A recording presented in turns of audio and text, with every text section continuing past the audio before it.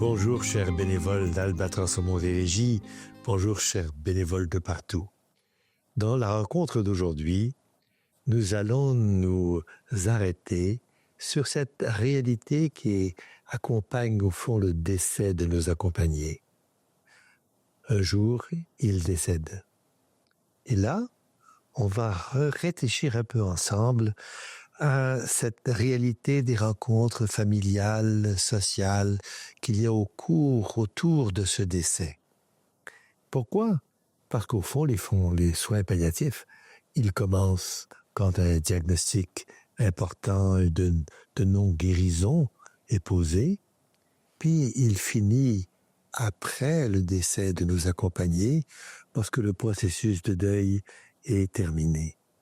Nous sommes appelés à accompagner des gens dans toute cette période-là, et elle dépasse très largement, et par les deux bouts, les quelques 10-15 jours qui sont autour du décès du malade.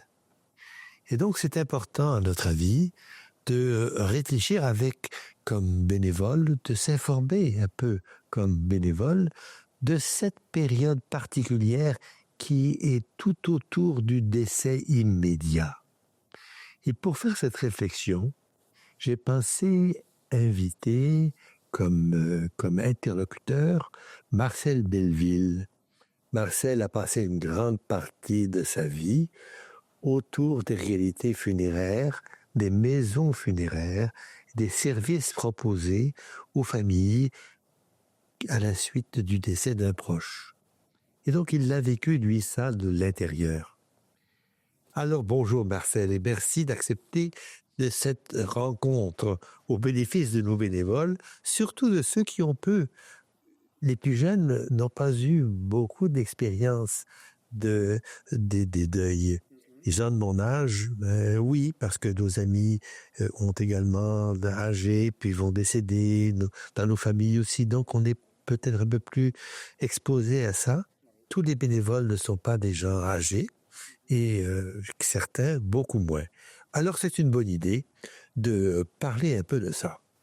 Parfait. Marcel, quand tu as commencé ton métier, tu étais en face d'une société qui avait des rites autour de la fin de la vie. Tout à fait. Les rites sont très importants, mais étant donné que quand j'ai commencé, c'est sûr qu'on avait la clientèle québécoise traditionnelle, qu'on peut dire, qui était habituée avec l'Église, à être chapeautée par les funérailles tout à fait traditionnelles, avec l'exposition. Bien souvent, c'était de 3 jours obligatoires d'exposition, et par après, la cérémonie à l'Église et le dépôt du corps au cimetière. Maintenant, ça a beaucoup évolué, étant donné que on a vécu une transition avec des communautés ethniques qui sont agrafées à la communauté québécoise. OK. Tu es en train de me dire que je viens d'un monde qui a changé. As-tu l'impression que ces rites-là jouaient un rôle dans le processus de deuil pour les familles qui le vivaient? Tout à fait, parce que si on se reporte au début du siècle, au début du 20e siècle, alors que les maisons funéraires étaient presque inexistantes, c'était la famille qui s'occupait de faire les funérailles à la maison. Alors, on exposait le corps à la maison. C'est sûr que l'Église, que le curé avait donné les derniers sacrements, l'extrême-onction, il était venu à leur domicile, et la famille se réunissait pendant 2 jours, 3 jours, et puis, bon, c'était pas une fête nécessairement, mais c'était un regroupement. On accueillait les amis qui nous offraient des condoléances. Donc, c'était un genre de regroupement, un rassemblement des personnes pour soutenir la famille. On sait que dans cette époque-là, il y avait des familles qui étaient fort nombreuses. On parlait de 12, 15 enfants, bien des fois, ce qui fait que il y avait beaucoup de place à beaucoup d'émotions, mais aussi de certaines réjouissances.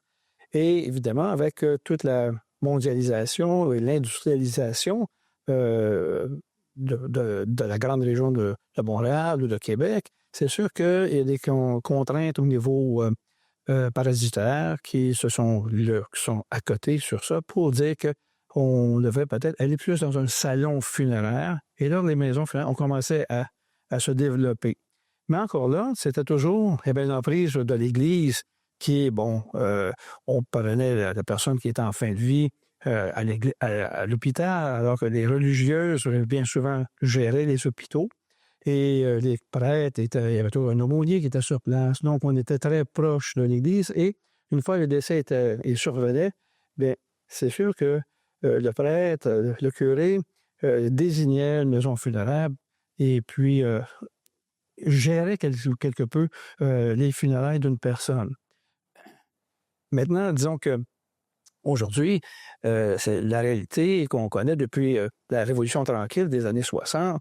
L'Église a perdu un peu de pouvoir à ce niveau-là. On a perdu la gestion des hôpitaux. On voit que les gens se tournent un peu plus vers plus vers la laïcité. Et le portrait a changé à ce niveau-là. Néanmoins, les funérailles demeurent complètement très importantes. Et au début des années 70, je dirais jusqu'à 75, on n'avait pas le phénomène qu'on connaît aujourd'hui de pas de funérailles ou des funérailles complètement laïques.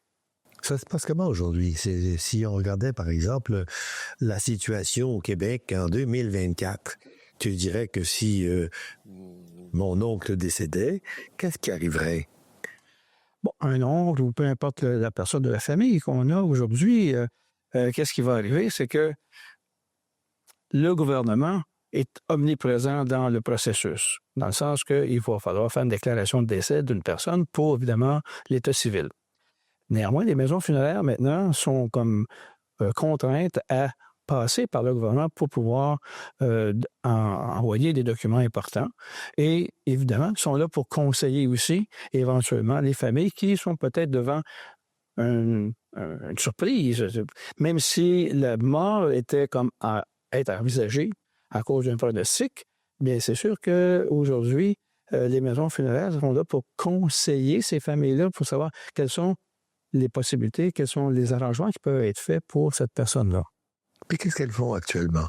Est-ce qu'elles vont faire ouvrir le salon pour recevoir des gens? Est-ce qu'elles vont faire une cérémonie au salon funéraire? Est-ce qu'elles vont acheter un cercueil ou est-ce qu'elles vont procéder à une crémation? Qu'est-ce qu'elles font? Bien, disons qu'aujourd'hui, on s'attend à avoir un genre de personnalisation des funérailles. C'est peut-être, comme on parlait tout à l'heure, on parlait de la tradition qui était ancrée au niveau québécois, où on avait l'Église qui disait qu'on va aller faire une messe, on va aller faire une exposition, 3 jours, exposition au salon, et après ça, cérémonie à l'Église, on s'en va au cimetière. Aujourd'hui, avec l'arrivée des ethnies qui viennent un peu partout dans le monde, les maisons funéraires ont dû s'adapter à la couleur de chacune des traditions et des rituels de ces personnes-là. Et en passant, et c'est sûr que les Québécois qui remarquent certains rites qui sont faits dans des, on va dire, comme un bouddhiste ou bien comme un hindou ou encore un orthodoxe, il y a des choses qu'on essaie de capter et on va essayer de personnaliser les funérailles de notre personne. Ce qui est avantageux pour peut-être être à l'image de la personne qui va décéder ou qui était décédée. Et bien souvent, dans les maisons funéraires, on va privilégier les familles qui se présentent avant le décès d'une personne pour pouvoir demander à la personne qui est concernée quelles seraient ses dernières dispositions, quels sont ses vœux, comment il veut être disposé, où veut-il aller, qui va s'occuper de quoi. Alors, on parle de préarrangement funéraires qui sont très importants et qui facilitent beaucoup la transition pour la famille autant que pour tous les amis et la société. Donc, au fond, tu me dis qu'on va faire une prévision des gestes qui vont être posés en fonction de la culture de la personne qui le demande. La culture, et puis c'est exactement, c'est un... Oui. Oui, est-ce que tu dirais que l'éloge que l'on prononçait sur la personne qui est disparue était importante? On l'encourage beaucoup. Étant donné que la maison funéraire, c'est un genre d'outil qu'on va se servir, qui va faire en sorte qu'on ne la connaît pas, cette personne-là qui est décédée. Mais les pères, les frères, les sœurs, les enfants connaissent cette personne-là et on encourage ces gens-là à vider leur cœur peut-être et puis à y aller de leur expression personnel face à cette personne qui est décédée, qui a laissé une trace quand même.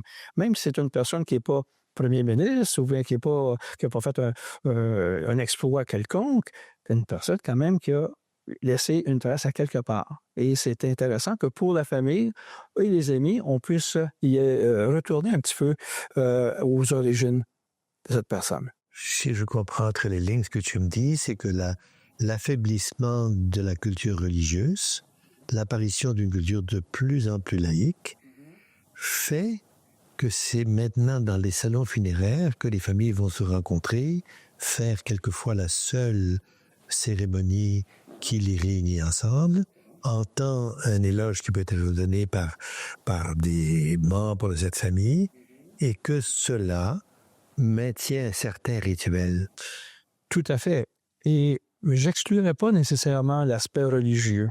Étant donné que dans les salons funéraires, on permet à des prêtres de venir faire des cérémonies complètement religieuses, ça peut être même, ça aller jusqu'à une messe qui va être célébrée. L'idée d'amener peut-être le rituel plus au salon funéraire, c'est plus parce que on est dans une société où les gens sont vieillissants. Et les facilités pour se déplacer, se mouvoir, deviennent un peu plus hasardeuses quand on parle d'église, étant donné que les églises, plusieurs églises ne sont pas... Il y a beaucoup de marches pour monter, c'est glacé, les portes sont loin, donc c'est difficile de dire que l'épouse, la personne qui est décédée, qui est problématique, une marchette, de monter tout ça. Alors que dans le salon funéraire, surtout en hiver, c'est plus facile. Tout est là. C'est plus facile d'accès et on permet maintenant ce genre de situation. Alors, après avoir été invité à la maison funéraire où il y a eu un rite, oui. Maintenant, souvent, la personne a été incinérée. Elle est dans une petite urne et cette petite urne est remise à la famille. Avant, elle était dans un cimetière. Il y avait un endroit géographique où on pouvait aller se recueillir là si on le souhaitait. Maintenant, cette urne, elle est chez Madame Untel, fille numéro 2 de Monsieur Untel, qui ne sait pas très bien quoi faire avec. Qu'est-ce qu'ils font avec? Bien, pour des familles qui récupèrent des cendres, généralement, je pourrais vous dire que 70% de ces personnes ont déjà une idée ancrée en eux, à savoir est-ce qu'ils vont faire une dispersion des cendres dans un fleuve, au chalet de monsieur, en dessous d'un arbre. Disons que la législation est assez floue à ce niveau-là. Si on se rapporte au temps de Mme Pauline Marois, qui était première ministre du Québec à l'époque, il y avait sur les tablettes un projet de loi qui disait que les cendres devaient tout le temps aller dans un cimetière. Et que le cimetière, effectivement, comme vous le dites, c'est un phare, c'est un lieu privilégié où on se tourne vers une place où on sait que cette personne-là, les restants de cette personne-là sont là. Alors qu'aujourd'hui, si on fait une dispersion de cendres, on va dire dans le fleuve Saint-Laurent, et qu'on libère les cendres dans le fleuve, c'est quoi le phare? Où est la perspective de pouvoir se recueillir sur cette personne-là?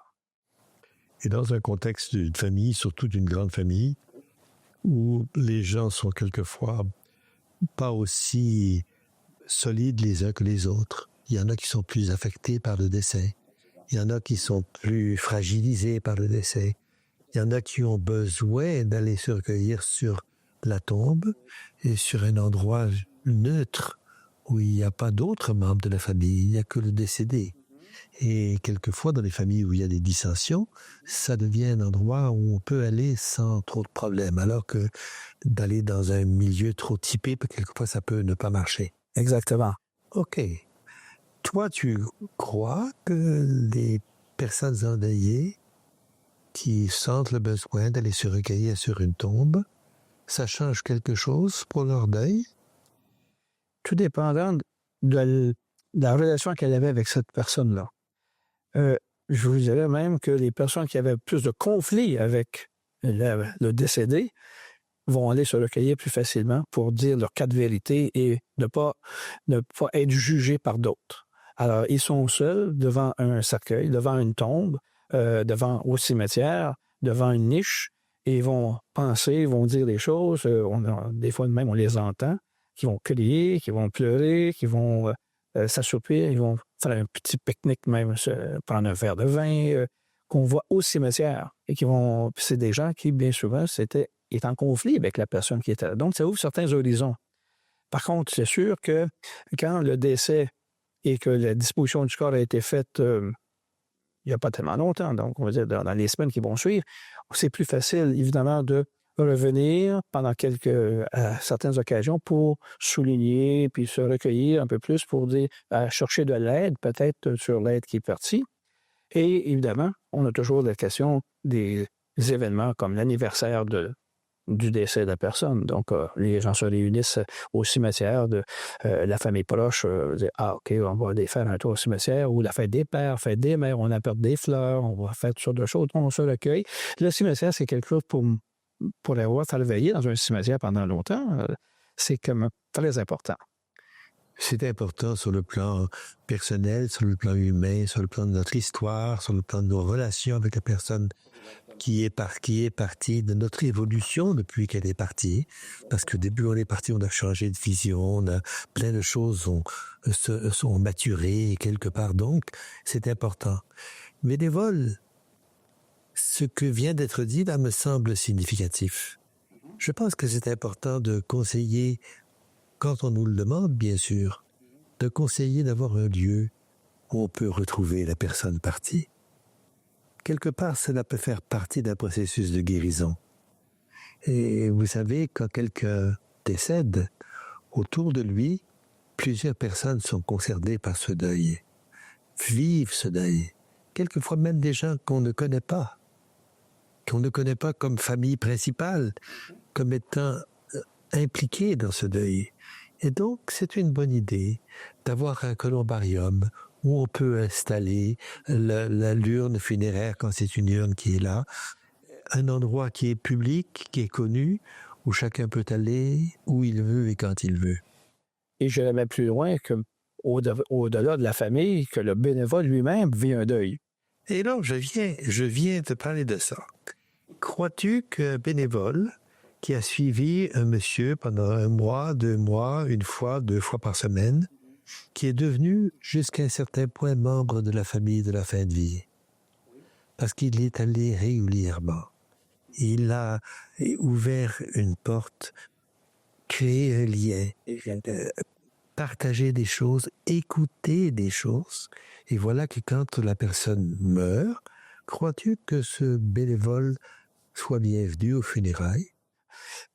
Pour moi, je suis conscient que c'est important que cette personne-là soit présente, si elle le peut.